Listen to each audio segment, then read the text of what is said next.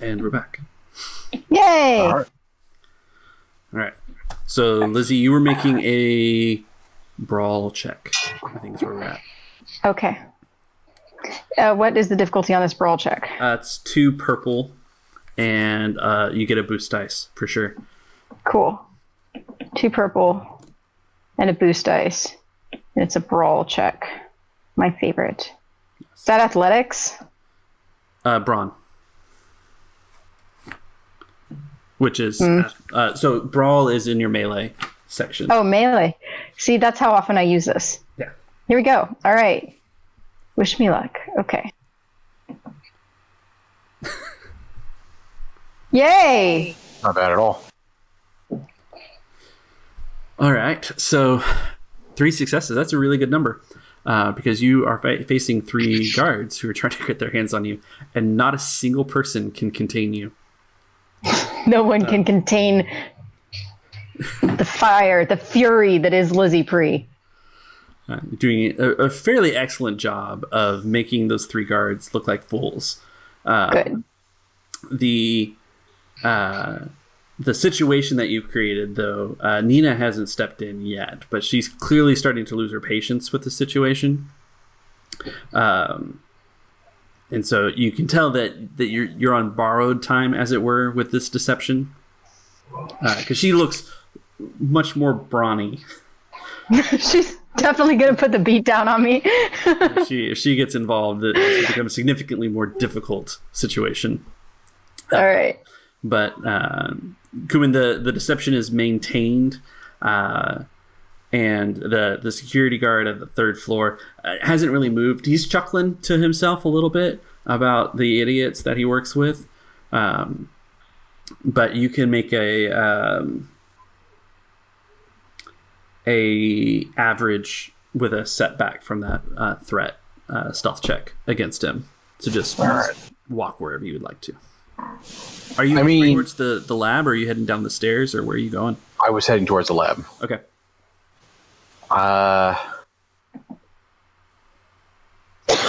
So that's a fail with 3 advantage.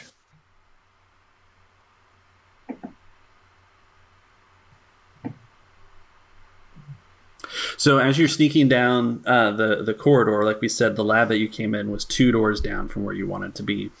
And so there's a door between you and the lab that you would try and open. And as you're just very, very, you're hunched down and you're doing the stealth walk, as it were, that every video game has. As you get to the door between you and the lab, there's a very loud as the door opens.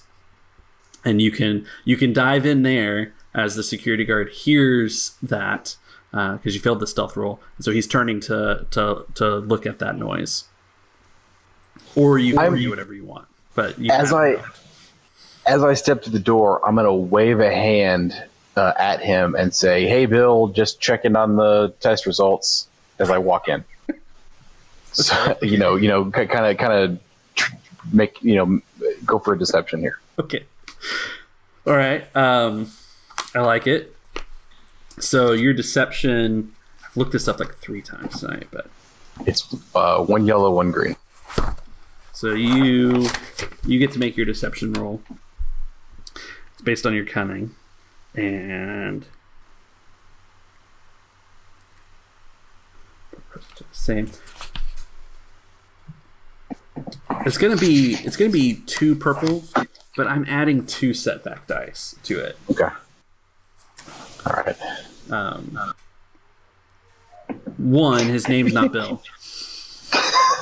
Well, of course. And 2, the building's closed. No one should be checking test results. Okay. Or 2, you're not wearing a lab coat. Well, yeah, there's that. Okay. So we're at what, 2 light side tokens left versus 2 of your dark side tokens? That's right. All right. I better not. We have. I mean, if you need to. Well, I mean, there's always violence. So we'll see how this goes. Okay. Oh wait, hold on. Yeah, that was the wrong. Ooh. All right. So this is the role if Cuumann wasn't trying to make a lie. He's just casually lying, but it's not really trying to deceive anybody. Right, exactly. All right, there we go. See, there we go. That's much better. Yes. Okay. So you succeeded at this. Okay.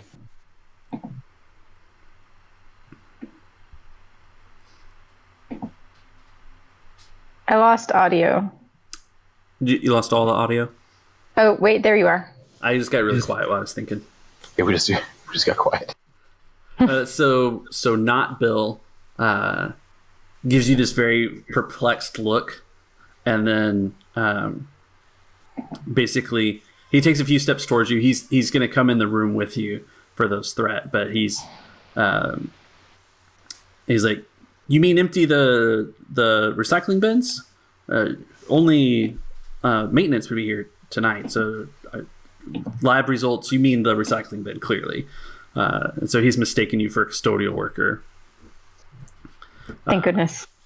And he starts giving you a little bit of the procedure lecture of, like, this isn't the time of night where things normally happen, and you're always supposed to be escorted by the security guards and blah, blah, blah. But now you both are in this second lab, which looks like your typical, like, chemistry, your high school chemistry lab. There's a few, like, rows of tables with little Bunsen burners and other so in there. There's nothing noticeably important in this room. As he's coming my direction, I'm going to get into a place where I can ambush him effectively, and I'm going to keep talking to him and be like, "Well, then, if I need an escort, then come be my escort. I got to get this done before the end of the day, or they're gonna fire me. So let's just help me out here." Okay, so you're gonna jump him. I mean, yeah, he's coming in. His guard's down for sure. Definitely. I think we're gonna do the movie. A little tap on the side of the neck or the back of the neck, and they'll be out for a good 20-30 minutes. Okay. So roll your brawl attack. Okay. Oddly, can I make it melee? Sure. Or I guess I have to use a weapon, but I should have a truncheon. If you want to pull out your truncheon, you'll be very confused while you smack him over the head with it. You can definitely use your truncheon or your melee skill. Really, ultimately, that's great. And that's all melee attacks are average. There's 2 purple. Okay, great. He's got no defense. All right, we'll do this. See, that's the kind of roll that I was looking for. And so Triumph is an auto knockout, no problems, no questions. I mean, it's clearly the movie. It's almost if you did the karate chop, but since you were using your truncheon, it's like this really, like, almost light tap that you make, and he just crumples to the ground.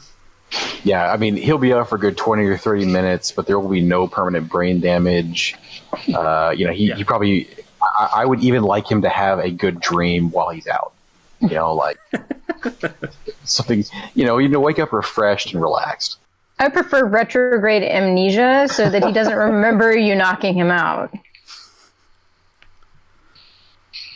He's too distracted by the dream and the memory of the excellent dream that he had to actually remember what's happening in the real world. Got it. But yes. No negative consequences from physically attacking this person. Awesome. I mean, just like in real life. Just in real life. I think you meant to say just like in the movies. Right. Okay, perfect. So now I'm in here. I cradle him as he falls to the ground and make sure he's nice and comfortable. I even grab maybe like grab his jacket and ball it up and give him a pillow or something, and then I go trying to look for where this Bacta and maybe the files are at. So you head back out into the hallway because you got one more door to go down to. Yeah, they're not in this room. Oh, okay. Well, yeah, perfect. Then that's even better. Yeah, I'll head back out into the hall. Okay, so Lizzie, I think we're coming back to another, the super exciting episode of Capture Lizzie. Yeah. But this is the well, as I said, time was of the essence. But I think you've got one more of the brawl checks to make. Okay. With the same difficulty. All right. Yeah. She continues to talk trash. These people clearly, didn't take their sexual harassment training. She fakes right and left, does her best. It's ma'am. Right. She doesn't fail. No, you fail if you don't get a success. Oh. Well, that's what it is. You didn't abundantly fail. Unless there's other dice I should have rolled. No, that was pretty much it. Okay, well, that's it. But she makes it hard. She makes them earn it. Yeah. She runs around. She runs up the wall. She has some parkour business. These guys are just like, what is this knife? I think that for... Does What's-Her-Face still have her noodles? Because Lizzie will take those. She's hungry. Okay, you took her noodles. I did take her noodles. You took her noodles. And I think that was the moment. I think that was when Lizzie was so wrapped up with this deception episode and grabs the noodles. She lets her guard down just enough for a security guard to get a kind of the arm bar lock. Got wrist and elbow on you. Can I put the noodles in his face? Do I get the option to make one more check to try to get away? I mean, I have to. She squeaks and then just boom. It might not work, but it's epic. Yes, you can make that check, but you can't have the boost dice for this one. Okay, that's fair. That's still brawling? Yeah, so you got 2 and 2 that you're going for. All right. Hold on, I got to go back up there, take off the boost. Oh, stop. What is your malfunction? All right. Sorry. My computer's arguing with me, and I'm telling it to shut up. Come on, dice. That's not what I wanted. That's not it. That was not it. So I think that as you go to smack the guard with the bowl of noodles, this is a very flimsy to go bowl of noodles, like a paper bowl for whatever reason that's been warmed with boiling water for noodles. It's a crummy container that doesn't last very long. It lasts you about the meal, and so it just kind of the inertia of the noodles in your hand kind of just sink and come out the sides of the bowl as you're coming up, and it just kind of sprays noodle juice and noodles kind of everywhere. You don't get a good smack in the face. It's almost an empty bowl altogether that hits this guard in the face, but you definitely your shoulder and arm and his hands are just covered in noodles. Okay, I'm definitely going to smear whatever noodles are still in my hand, just grind them into his face. And I think at this point, Nena's enough! And she grabs your other arm with significantly more strength than these scrawny men have, and just wrenches it behind your back and starts marching you towards the security office. And I'm sure the struggle is still ongoing, but yes. Her will has been imposed at this point. And Lizzie yells into her communicator, not directly, but No. You may take our lives, but you may never take our freedom, or something like that. Nena's got that march of the principal taking the dropout back to their office. He's got that arm kind of cranked up a little bit. You're almost walking on your toes to right. Cuumann, as you've come out of that room you've knocked the security guard out, and you're standing in front of the research lab. It's got a little room plaque on it that's Ultra Research Lab, or some nice wording to let you know this is the premier place where things are done. But there's an operating functional keypad there. The door's locked. And you're hearing Lizzie basically admit to having been arrested at this point. Would I think that the security guard would have the key? Probably. Or is it like... But don't you have the universal key, which is a lightsaber? I do. I'm trying to think of... I'm gonna run back and grab his key card if I can, and then use it on the door. Just... It opens up. There's definitely a little swipe or code cylinder. That's actually the things from the movies that are in the pouch. The little cylinders. Those are keys, okay, cool. But yeah. He's got Excellent. one of those, and you're able to get into the room. And so, all right, it's set up. The lights come on as the door opens, and there isn't there's nobody in there. But the room itself is set up kind of as what you would expect the fancy lab, so to speak, would be. There's like one like test bench kind of in the middle, like a workstation. There's a glassed-in office off to your left with the computer terminals and things like that in it, where the person clearly in charge of the research runs their office out of. And then there's a few... storage refrigerators with glass windows in the back to it, with packs of Bacta and things in them, and then vent hoods and things like that. So go ahead. I'm gonna run over to the area with the packs of Bacta, and if I can, I'm gonna grab 2. If there's 2 packs of Bacta. So you go to reach that Bacta, and the thing that you'll notice is that those doors themselves of the refrigerators are also locked. Okay. You pull on it a couple times, but since they're windowed, the other thing that you would notice is that kind of in the center, almost with the spotlight on it, and maybe this choir kind of singing, is prototype 1. Okay, so that Bacta. And then the other Bacta around it has just the standard markings for Bacta to it. So. Okay. Does the code cylinder work on this door as well? No, this one's more of a keypad, I think, is what we're looking at. I mean, the Star Wars version is like a hand swipe, but it's not so much a hand swipe as it's a digital keypad.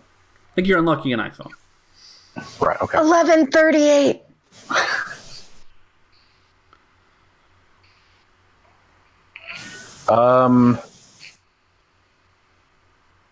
See, a smarter person would run into the office and try to use the computer to gain access, but I don't know computers. So I'm going to get the lightsaber again, and I'm just going to make myself a new hole in the door. All right. So you chop off the lock, and it just kind of swings open for you. What are you grabbing from there? I'm going to take the... I want to take the label, if I can, take the label off the prototype Bacta, put it onto a normal Bacta, put the normal Bacta in the place with where the prototype is, and then take the prototype Bacta for myself. Okay. I mean, I don't know if there's labels or whatever, but I definitely want to make it. So I think I think you're making a deception roll here. Okay.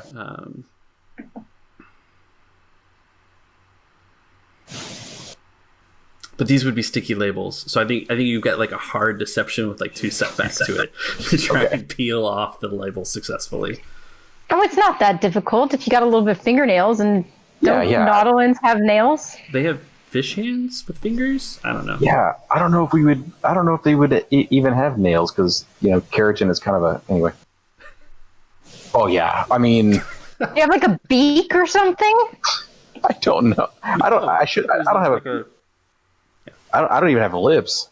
I mean, technically. Or eyelid? No, you have eyelids. They just. I have eyelids. Well, like the nictating membranes or whatever. Yeah.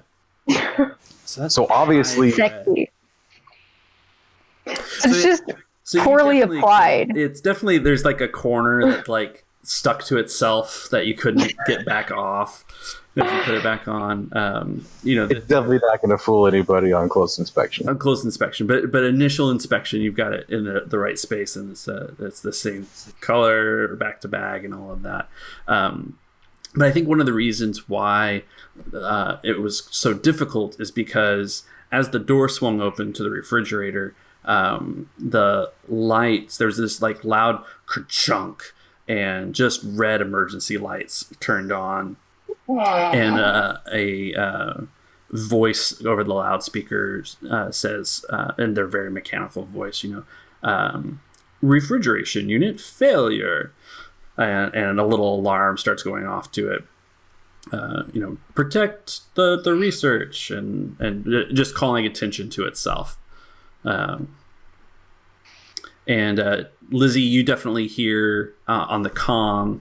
This loudspeaker goes out throughout the whole building, so you hear this alert to it, and then there's just a pulsating kind of alarm ping that's going off over Nena's comm link and the other security guards to it, so that they all are alerted that something's going on in the research room. Okay, so Lizzie starts losing her mind. Like, I tried to warn you. I told you this was going to happen. You didn't want to listen to me. You thought I was the problem, but you don't know. Blah, blah. Like, government cheese. On trail. And Nena looks at the three security guards with her, and just immediate is like, go check the room. And I think I'm going to have you, Lizzie, roll another deception check against Nena here on whether or not she buys that you're not a part of this issue, that you came to warn them. Okay, so what is that? Technically, she's not a part of it. I am not. Because I did warn them. I literally jumped the gun. So I think I should get at least some bonus. Yeah, you can have 2 boost dice to it, but you are rolling against 3 red. Oh, good. And 2 boost dice. And it's deception, right? Uh-huh. Ha! Wow. Yeah, this is like an Ocean's 11 heist right here. It really is. It's all coming up jets. No, Right. no suspicion. Your competition's coming for you, and you doubted me. You thought that I was a hack, but I'm telling you I'm the best in the business, and I was here trying to protect you. And now you got me in cuffs. I've been sexually assaulted by your security team. Don't think you've heard the last of me, Nena, if that is your real name. Well, I hadn't assumed that I had heard the last of you. We still clearly need to have a conversation. Yeah, we do. You can have a conversation with my attorney. I think we'll have the conversation now. She says in her very security leader voice. Lizzie's like, bring it, bitch. And you stop. She hasn't wrenched your arm anymore. She kind of slackens a little bit, believing you, but she gives you kind of a gruff push to have you lean up kind of against the window there down in the lobby. And she kind of crosses her arms and she says, "What exactly are we up against here? Oh, who hired you, and what is it that you want?" How much time? Because she believes you. Sorry. What is it that they wanted?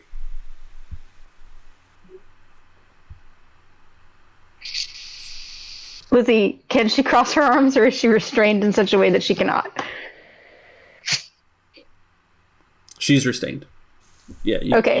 You've got handcuffs behind your back at this point. Lizzie does her best to imitate Nena's posture and her physicality, and is like, "Oh, now you want information out of me? Well, I think you need to take these handcuffs off me first." Thanks for joining us. You know the deal here. Subscribe to stay tuned to our misadventures. If you enjoyed us, give us a like and hit that bell icon. And of course, keep us honest on the rules and let us know your thoughts in the comments below. See you next time on the Dicey Cantina.